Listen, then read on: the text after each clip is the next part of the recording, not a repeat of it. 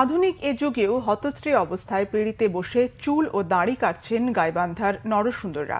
বেহাল তাদের জীবন, সংসার চালাতেই হিমশিম অবস্থা। অনন্য উপায় হয়ে ধরে রেখেছেন বাপ দাদার পেশা। গাইবান্ধা প্রতিনিধি ফিরোজ কবিরের পাঠানো তথ্য ও ছবি নিয়ে ডেস্ক রিপোর্ট। ৮০-৯০-এর দশকে এভাবে পিঁড়িতে বসিয়ে গ্রাম বাংলার মানুষের চুলদাড়ি কাটার সেই পরিচিত দৃশ্য এখন আর সচরাচর চোখে পড়ে না। আধুনিকতার পালা বদলে পরিবর্তনের ছোঁয়া লেগেছে সবখানেই। আর এতে হারিয়ে যেতে বসেছে হাটবাজার পথে প্রান্তরের এ নরসুন্দররা। তবে গাইবান্ধার ফুলছড়ি এলাকায় এখনো চোখে পড়ে ভ্রাম্যমাণ নরসুন্দরদের। বাপদাদার পেশা টিকিয়ে রাখতে চেষ্টা তাদের। সংসারে ঘানি টানতে গিয়ে পারেনি এ পেশাকে আধুনিকতার ছোঁয়া দিতে। বদলায়নি তাদেরও জীবন। ৪০ বছর হলে এই কাজ করি। চুলটুল হুদা সেফটে হুদা করে দিলে ৩০ টাকা দেয় আর কি। হ্যাঁ, আমার বাবার কাছ থেকে আমি কাজ শিখছি। শেখার পরে আমি আজ দীর্ঘ ২৫ বছর ধরে আমি এই কাজটা করে আসতেছি।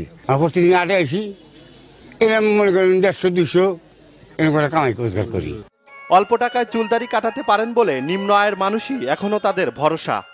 সুবিধা ছেলেটা গেলে আগের নাকি ৫০ টাকা, আর এখানে আমরা বাপ দাদার থেকে টুলে কাটলি আর ১০ টাকায় পারি। আমরা সেভ করলাম ১০টা দেয়, ছেলে নিয়ে গেলে আরে ৪০টা ৫০টা নেয়।